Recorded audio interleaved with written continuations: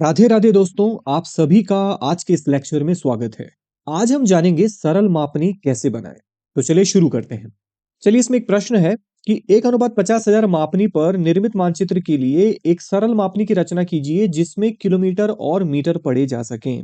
ठीक है, तो चलिए इसको सॉल्व करते हैं। तो किसी भी मापनी को सॉल्व करने के लिए बच्चों आपको सबसे पहले ये टेबल याद होनी चाहिए। ये मापनी की मीट्रिक प्रणाली है। पिछली वीडियो में हमने बताया था कि किस प्रकार से हम इसमें कन्वर्ट कर सकते हैं। ठीक है, आपको ये कंठस्थ याद होनी चाहिए, milli centi decimetre deca hecto kilo. ठीक है, सब में इंटरवल कितने का है? 10 का है।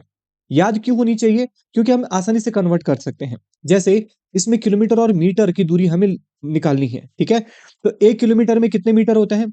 1000 मीटर होते हैं। तो अगर हमें नहीं पता तो हम कैसे निकाल सकते हैं? देखिए, 1 किलोमीटर में मीटर कितने होते हैं? तो 1 किलोमीटर से मीटर के बीच में जितने 10 आ रहे हैं उनको आपस में गुणा कर दीजिए, तो ये आ जाएगा 1000। ठीक है, आप देख लीजिए, 10 दशक की 100 दशक की 1000। ठीक है, तो एक के पीछे जितने जीरो है उतने लगा दीजिए। ठीक है, मान के चले अगर इसमें किलोमीटर और सेंटीमीटर में दूरी को निकालना है, तो किलोमीटर और सेंटीमीटर कितना है? तो 1 किलोमीटर से सेंटीमीटर के बीच में जितने 10 आ रहे हैं उतने आप काउंट कर लीजिए। कितने 10 हैं? 1 2 3 4 5। ठीक है, तो 10 गुणा 10 गुणा 10 गुणा 10 गुणा 10, जो बराबर हो जाएगा 5 जीरो है तो 1 लाख। ठीक है, तो 1 किलोमीटर में 1 लाख सेंटीमीटर होते हैं। तो ये टेबल आपको कंठस्थ याद होनी चाहिए। ठीक है, इससे आप कुछ भी निकाल सकते हैं। 1 किलोमीटर में मिलीमीटर कितने होंगे? एक जीरो और बढ़ जाएगा इसमें, तो ये हो जाएगा 10 लाख। ठीक है, 1 किलोमीटर में डेसीमीटर कितने होंगे? तो ये हो जाएगा 10,000। 1 किलोमीटर मीटर 1000। 1 किलोमीटर में डेकामीटर 100। ठीक है, तो सबसे पहले आपको ये टेबल आप इसे कंठस्थ कर लीजिए किसी भी मापनी को बनाने के लिए। ठीक है, तो सबसे पहले इसमें हमारा RF यानी कि हमारा जो स्केल है वो है 1:50,000। ठीक है, या इसे 1/50,000 भी लिख सकते हैं। ठीक है, पिछली वीडियो में हमने बताया था कि मापनी क्या होता है। इसमें जो एक होता है वो किसकी दूरी होता है? कागज की दूरी होता है। ठीक है, और ये हमेशा किस में आता है? सेंटीमीटर या फिर इंच में आता है। ठीक है, माप की मीट्रिक प्रणाली होगी तो वो सेंटीमीटर में आएगा। और जो 50,000 की जो दूरी है वो किसकी है? धरातल की दूरी है। ठीक है, और जब ये मापनी में लिखा जाता है, अंश और हर में लिखा जाता है, तो दोनों यूनिट सेम आती है। अगर कागज में सेंटीमीटर है तो धरातल पर भी सेंटीमीटर होगा। अगर वो कागज में इंच में है तो धरातल पर भी इंच होगा। ठीक है, तो यहां पर चूंकि हमें किलोमीटर और मीटर में निकालना है, तो मीट्रिक प्रणाली के अंतर्गत ये सेंटीमीटर में आएगा। ठीक है, तो इसको किस प्रकार से हम लिखेंगे? क्योंकि कागज पर 1 सेंटीमीटर, तो जो ये आपका एक है, ये 1 सेंटीमीटर प्रदर्शित कर रहा है धरातल के 50,000 सेंटीमीटर को। ये आपकी मापनी को रिप्रेजेंटेशन है। ठीक है, इस तरीके से आपको मापनी को लिखना है कि कागज का 1 सेंटीमीटर आपके धरातल के 50,000 सेंटीमीटर को प्रदर्शित कर रहा है। ठीक है, इसीलिए कागज पर 15 सेंटीमीटर प्रदर्शित करेगा। आप इसे 10 मान सकते हैं, 12 मान सकते हैं, 14 मान सकते हैं। ठीक है, मैं इसे 15 सेंटीमीटर मान रहा हूं। ठीक है, तो कागज पर 15 सेंटीमीटर प्रदर्शित करेगा। तो चूंकि 1 सेंटीमीटर कर रहा है 50,000 को, तो 15 करेगा, तो 15 इसमें गुणा हो जाएगा। तो 50,000 गुणा गया 15, जो कि आया 7,50,000 सेंटीमीटर।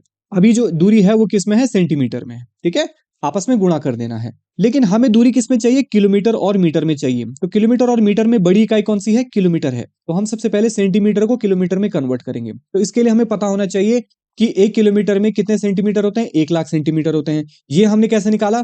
ठीक है, जो अभी बताया था माप की मीट्रिक प्रणाली। 1 किलोमीटर में कितने सेंटीमीटर होते हैं? तो यहां से लेकर यहां तक जितने 10 आ रहे हैं उनको आपस में गुणा कर दीजिए। 1 2 3 4 5, तो एक और उसके आगे 5 जीरो। तो 1 किलोमीटर में सेंटीमीटर हुए 1 लाख सेंटीमीटर। ठीक है, तो जो 7.5 लाख सेंटीमीटर है उसको किलोमीटर में कन्वर्ट करने के लिए हमें 1 लाख का भाग देना होगा। ठीक है, तो 1 लाख का भाग देंगे तो 3 जीरो से 3 जीरो कटा। ठीक है, 1 जीरो से 1 जीरो कटा, तो 75/10 यानी कि ये आ जाएगा 7.5 किलोमीटर। ठीक है, तो सेंटीमीटर को किलोमीटर में कन्वर्ट करके 7,50,000 आया 7.5 किलोमीटर।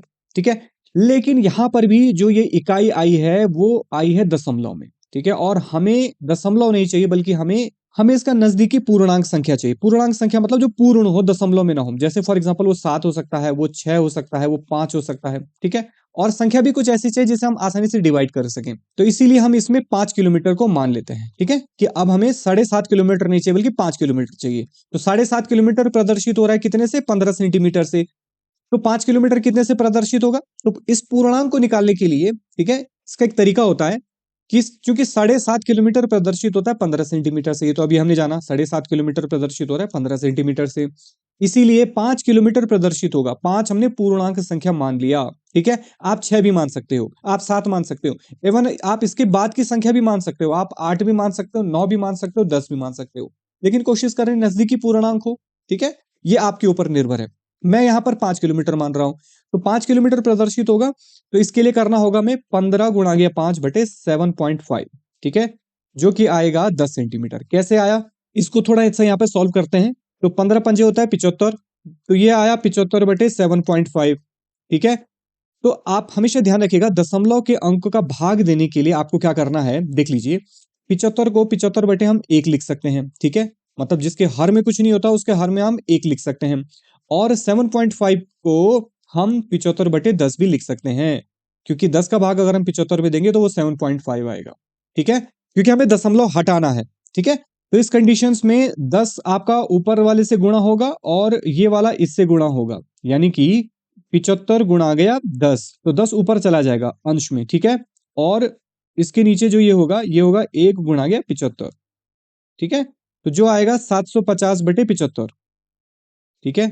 तो अगर आप इसका इसका भाग देंगे तो ये आ जाएगा 75 10 अंकी 750, इसीलिए आपका आंसर आया 10 सेंटीमीटर, ठीक है। तो दशमलव वाली संख्या का भाग देने के लिए आपको हमेशा इस प्रकार से तोड़ना आना चाहिए, ठीक है। तो अब हमें 10 सेंटीमीटर से प्रदर्शित करना है कितने किलोमीटर, 5 किलोमीटर, जबकि शुरुआत में 15 सेंटीमीटर से प्रदर्शित करना था 7.5 किलोमीटर, ठीक है। तो आपकी समझ में आ गया होगा कि इस दशमलव को हटाने के लिए हमने इस वाली प्रोसेस को अपनाया है, ठीक है।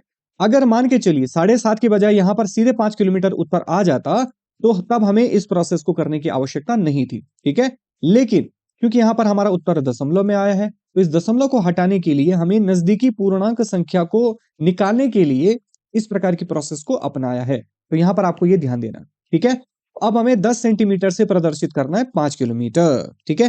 तो चलिए सबसे पहले हमको 10 सेंटीमीटर की एक रेखा को खींचना होगा, ठीक है। आप पटरी से 10 सेंटीमीटर की रेखा खींच लीजिए और इस 10 सेंटीमीटर को हमें 5 किलोमीटर में कन्वर्ट करना है, ठीक है, यानी कि हमें इसके 5 बराबर भाग करने हैं।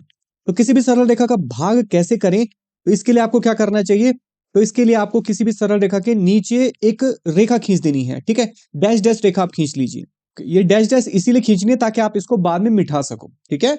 और इस डैश डैश रेखा को आप किसी भी कोण पर खींच सकते हो। फॉर एग्जाम्पल आपने जैसे ये रेखा है, तो आप इसको इस एंगल पर खींच सकते हो या फिर इस एंगल पर खींच सकते हो या इस एंगल पर, आप अपनी सुविधा अनुसार इसको किसी भी एंगल पर खींच सकते हो, ठीक है। तो इसके बाद क्या करना है, आपको इसके भाग करने हैं। इसके आपको सबसे पहले 5 भाग करने हैं, ठीक है। तो 5 भाग आप किसी भी दूरी पर कर सकते हो, ठीक है। मतलब आप इसको 1 सेंटीमीटर की दूरी पर कर सकते हो, इसको 2 सेंटीमीटर की दूरी पर कर सकते हो अपने कागज के अनुसार, ठीक है। तो आपको सबसे पहले इसके 5 भाग करने हैं। तो मैं इसको एक निश्चित दूरी पर 5 भागों में बांट देता हूं। इसको आपको सबसे पहले 5 बराबर भागों में बांटना है, ठीक है। और फिर क्या करना है, जो आपका अंतिम 5वां भाग है उसको आपको इससे जोड़ना है, मतलब रेखा का जो अंतिम छोर है उससे जोड़ना है, ठीक है। तो 5वें भाग को आपको रेखा के अंतिम छोर से आपको जोड़ना है। क्लियर हो गया। और अब आपको इस रेखा के समानांतर यहां से रेखाएं खींचनी है, ठीक है। और इस तरीके से आपकी ये जो सीधी रेखा है, सरल रेखा है, उसके 5 बराबर भाग हो जाएंगे। तो इन समानांतर रेखाओं को खींचने के लिए आपको किसकी आवश्यकता पड़ेगी, आपको पड़ेगी सेट स्क्वायर की आवश्यकता, ठीक है। तो जो ये सेट स्क्वायर है इसमें 2 प्रकार होते हैं, ठीक है। एक में होता है 45 डिग्री वाला, ठीक है, और एक में होता है 60 30 और 90 डिग्री वाला। तो आपको क्या करना है, ये जो 60 90 वाला है, ठीक है, इसमें जो ये छोटा, इसका साइज छोटा होता है, ये काफी लंबा होता है, ठीक है। तो ये जो छोटा वाला है इसको अपने लेफ्ट हैंड से पकड़ के आपको उस रेखा के नीचे रख देना है जिस रेखा के समानांतर आपको रेखा खींचनी है। मतलब देखो, मुझे इस रेखा के समानांतर रेखाएं खींचनी है यहां से, ठीक है। तो मुझे इस रेखा के नीचे, ठीक है, इस वाले सेट स्क्वायर को रख देना है। इस क्योंकि ये सबसे छोटा वाला होता है, अगर आप देखेंगे ये बहुत ही छोटा साइज होता है, ठीक है। और इस साइज को आप अपने लेफ्ट हैंड से पकड़िए और इसको इस रेखा के नीचे आप सेट कर दीजिए, ठीक है।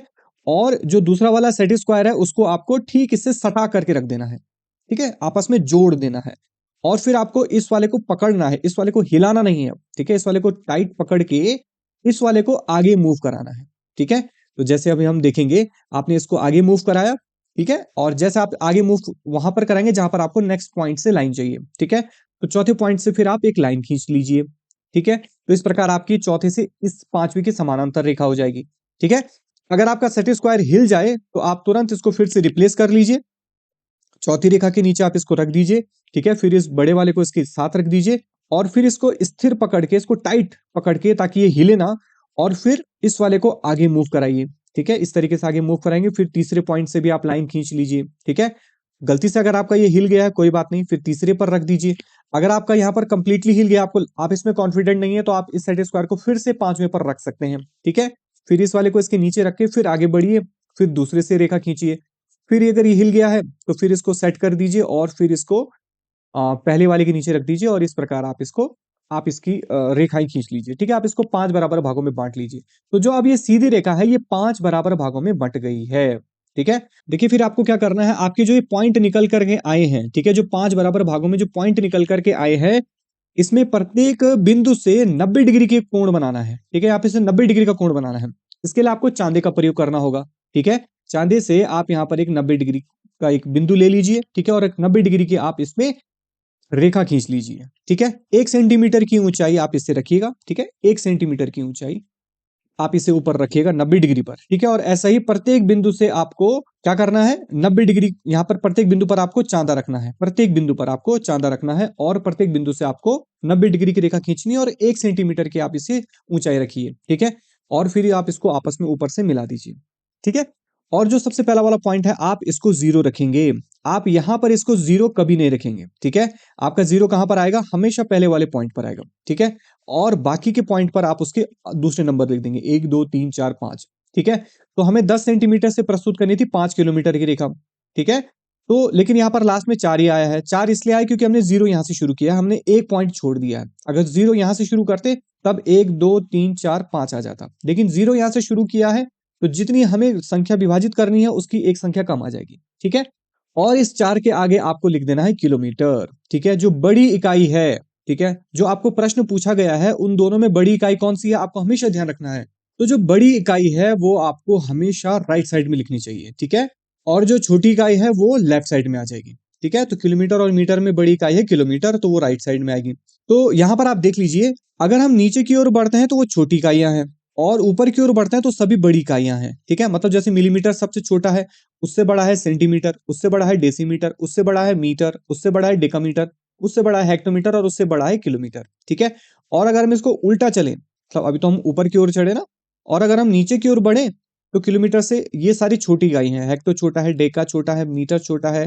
ठीक है। इस तरीके से सबसे छोटा है मिलीमीटर। ठीक है। तो इस तरीके से आपको ध्यान रखना है कि बड़ी इकाई कौन सी है, इसीलिए आपको ये टेबल कंठस्थ याद होनी चाहिए। ठीक है।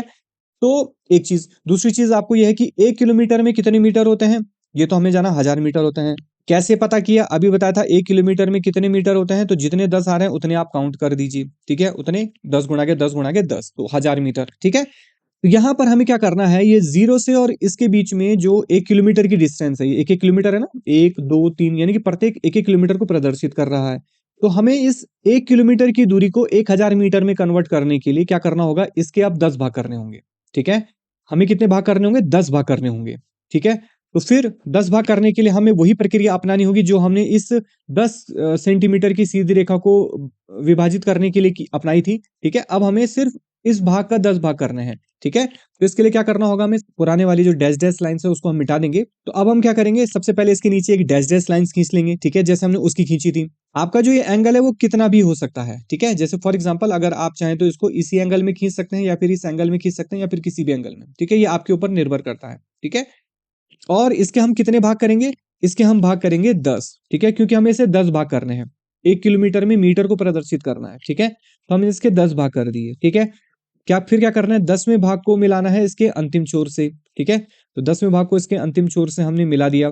और फिर हमें क्या करना है, इस रेखा के समानांतर रेखाएं खींचनी है प्रत्येक बिंदु से। ठीक है। तो इसके लिए हमें किसका प्रयोग करना है, इसके लिए फिर प्रयोग करना है सेट स्क्वायर का। ठीक है। जो ये सबसे छोटी वाली दूरी है इसको अपने लेफ्ट हैंड में पकड़ के, लेफ्ट साइड पकड़ के, ठीक है, इसको इसके नीचे सेट कर देना है। और जो दूसरा सेट स्क्वायर है उसको इसके नीचे सटा देना है। ठीक है। इस वाले को स्थिर रखना है, हिलाना नहीं है, और इस वाले को इधर मूव कराना है। ठीक है। तो इसको तब तक मूव कराना है जब तक आपका पॉइंट ना आ जाए, और फिर आपको पॉइंट से रेखा खींच देना ही है। ठीक है। फिर आपको इसको फिर आगे बढ़ाना है और नेक्स्ट पॉइंट से आपको फिर रेखा खींच देनी है। ठीक है। और इसी प्रकार आपको फिर आगे बढ़ा के इसको रेखाएं खींच देनी है और सारे बिंदुओं से आपको रेखाएं खींच देनी है। ठीक है, और फिर हमारे पास जो है प्रत्येक जो है 10 बिंदु हमारे पास आ जाएंगे, ये पॉइंट आ जाएंगे। ठीक है, और फिर हमें प्रत्येक पॉइंट से 90 डिग्री की रेखाएं ऊपर खींचनी है, जैसे कि हमने इस कंडीशंस में किया था। ठीक है, प्रत्येक बिंदु से हमें क्या करना है, 90 डिग्री की रेखाएं ऊपर खींचनी है 1 सेंटीमीटर की ऊंचाई तक। ठीक है, तो इस प्रकार हमारा ये 10 भागों में विभाजित हो गया। ठीक है, तो आपसे एक प्रश्न है कि अगर 1000 मीटर की दूरी 10 भागों में विभाजित हो रही है तो प्रत्येक भाग कितने को दिखा रहा है? प्रत्येक भाग को दिखा रहा है 100 को। ठीक है, यानी कि जो ये एक डंडा है पहला वाला, ये 100 मीटर को दिखाएगा, ये 200 को दिखाएगा, ये 300 को दिखाएगा, ये 400 को दिखाएगा, 500। ठीक है, क्योंकि ये कितना है, 1000 मीटर है, क्योंकि कितना है, 1000 मीटर है। ठीक है, और हमने इसके कितने भाग किए, 10 भाग किए, तो प्रत्येक भाग कितने को दिखा रहा है, 100 मीटर को दिखा रहा है। ठीक है, इसीलिए हम पांचवें इस भाग पर 500 लिख देंगे और सबसे अंतिम भाग पर 1000 मीटर लिख देंगे। ठीक है, तो इस प्रकार से हम सरल रेखा को प्रस्तुत करते हैं। तो जो आपका ये प्रश्न है कि 1:50,000 मापक पर एक सरल मापनी की रचना कीजिए जिसमें किलोमीटर और मीटर पढ़े जा सके, तो ये सरल मापनी बनी जिसमें हम किलोमीटर भी प्रदर्शित कर रहे हैं और मीटर भी प्रदर्शित कर रहे हैं। तो आपको यहाँ पर इसका डिवीजन हमेशा करना है, ये आपको ध्यान रखना है। ठीक है, बड़ी इकाई में छोटी इकाई जितनी होती है, तो जो सबसे पहला वाला हिस्सा होता है उसमें आपको इसके भाग जरूर करने हैं। ठीक है, आप चाहें तो प्रत्येक पे 100, 200, 300, 400, 500 भी लिख सकते हैं। मैंने सिर्फ 500 इसलिए लिखा क्योंकि इसमें स्पेस कम होता है और लिखने में सुविधा होती है। आप चाहें तो प्रत्येक पे 500 लिख सकते हैं, या फिर आप सुविधा के लिए 200, 400, 600, 800 इस तरीके से भी लिख सकते हैं, एक एक गैप करके, या फिर आप 500 भी लिख सकते हैं। ठीक है, अभी आपकी स्केल पूरी नहीं हुई है। अभी आपको क्या करना है, इसके बीच में एक रेखा खींच देनी है। ठीक है, और नीचे वाले भाग को पूरा काला कर देना है। ठीक है, नीचे वाले पोर्शन को पूरा ब्लैक कर देना है। इसे पूरा आप पेंसिल से या आप अपने स्केच पेन से या फिर ब्लैक कलर से आप कंप्लीटली क्या करेंगे, इसको पूरा काला कर देंगे। ठीक है, तो जब आप इसको पूरा काला करेंगे तो तब आपकी ये पूरी सरल मापनी कंप्लीट हो गई। ठीक है, लेकिन मैं कहूंगा अभी भी ये कंप्लीट नहीं हुई है। ठीक है, इसे काला करने के बाद भी आपको एक चीज और ध्यान रखनी है, इसके टॉप में आपको आरएफ लिख देना है। ठीक है, तो जैसे यहाँ नीचे आपको काला कर देना है और इसके टॉप में हमेशा आपका आरएफ, रिप्रेजेंटेटिव फ्रैक्शन, क्या होता है, पिछली वीडियो में हमने जाना था, निरूपक भिन्न विधि। ठीक है, कैसे कथनात्मक विधि को हम निरूपक भिन्न विधि में कन्वर्ट कर सकते हैं, ये आरएफ हमारा कहलाता है। ठीक है, पिछली वीडियो में हमने बताया था, आप जाके उसे चेक कर सकते हैं। तो इस तरीके से हमारी सरल मापनी कंप्लीट हो गई। ठीक है, तो ये था आज का लेक्चर जिसमें आपने जाना सरल मापनी कैसे बनाए। मिलते हैं अगली वीडियो में नेक्स्ट टॉपिक के साथ, तब तक के लिए वर्क हार्ड बट जॉयफुली।